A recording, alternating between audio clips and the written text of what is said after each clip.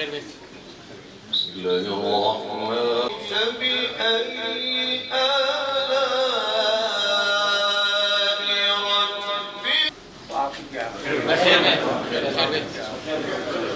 بخير بيت. بسم الله الرحمن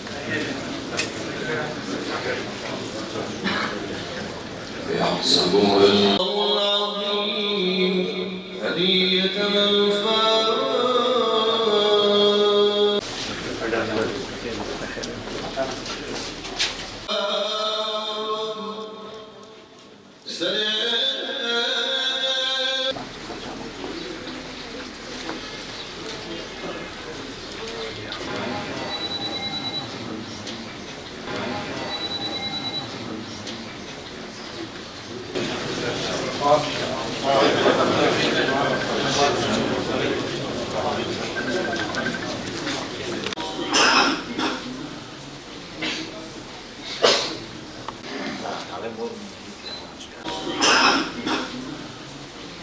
فصلت ولا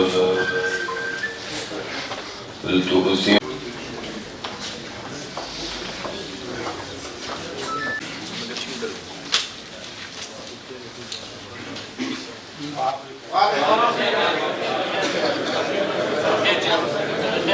ئەمڕۆ ئێمە وەکو هەواڵانی باشووری کوردستان لەگەڵ هەواڵانی پەیەدا گشتی هەواڵان مەراسیمی هەواڵ ساڵح مسلیمەکەین کە پێش چەند ڕۆژێ ژیان ئاوایی کرد لەگەڵمان بەڕاستی ئەتوانم بڵێم خەڵکی سلێمانی و چادەوری سلێمانی بە ڕێژێکی زۆر بەشداریان کردووە هەم ژنان هەم پیاوان. بەشداریکردنی خەڵک مانایەوەیە کە تێگەیشتنە لەو فکرات تێگەیشتنە لەو ڕێبەرات تێگەیشتنە لەو لە شەید ساڵح مسلیم کە بۆچی خەبات و تێکۆشانی کردو لە ماوەی 40 ساڵدا خەبات و تێکۆشانی کرد بۆ ئازادی خاک بۆ ئازادی ژن بۆ ئازادی مرۆڤایەتی. ئەمڕۆ ناسنامەی ساڵح مسلیم لە باشووری کوردستانە بەڕاستی ئەتوانم بڵم دەنگدانەوەیکی زۆر گەورەی هێنا کە خەڵک چۆن پێشوازی کردوە خاوەندەرکردنە لە خاوەندەرکەوتنە لە خوێنی شەهیدان کە ئەمڕۆ ڕێژێکی زۆر هەتا بگرە لە دەسەڵاتداران لە حکومەتی هەرێمی کوردستان لە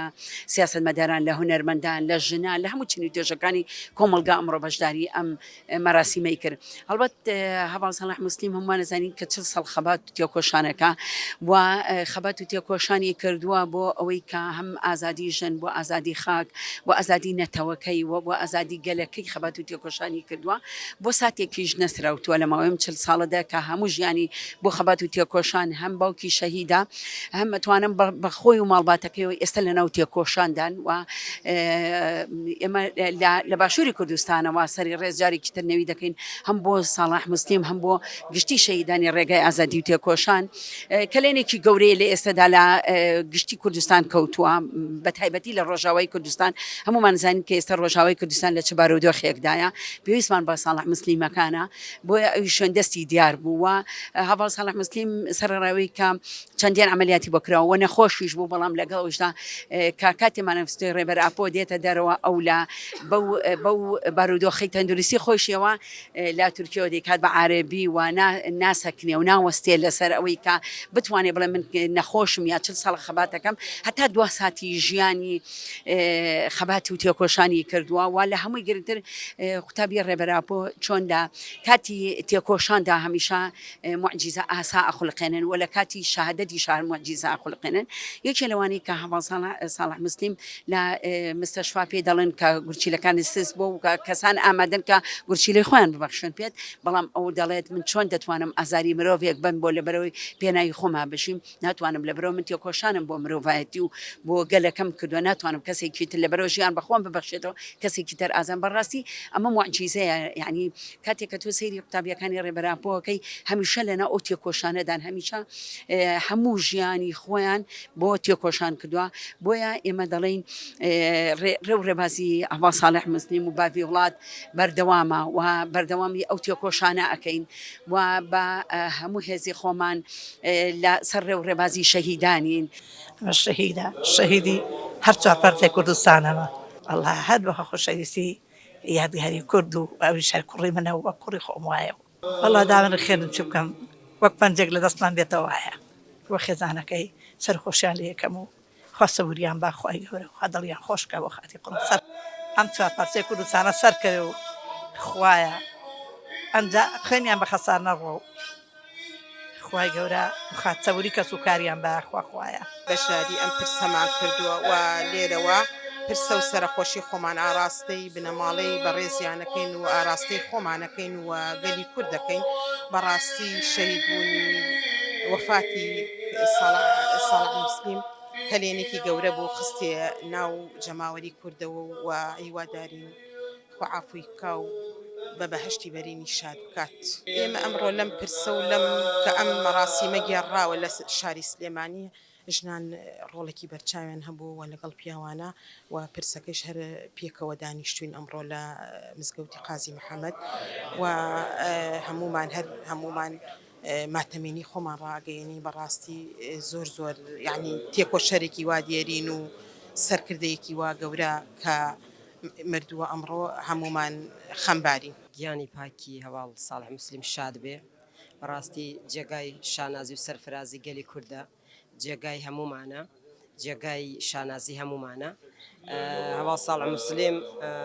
سیاسەت مەدارێک سەرکردەیەک تێکۆشەر و پێشەنگ و شۆڕژگەڕێکی نەتەوەیی بەڕاستی لە کەسایەتی و تێکۆشانی خۆیان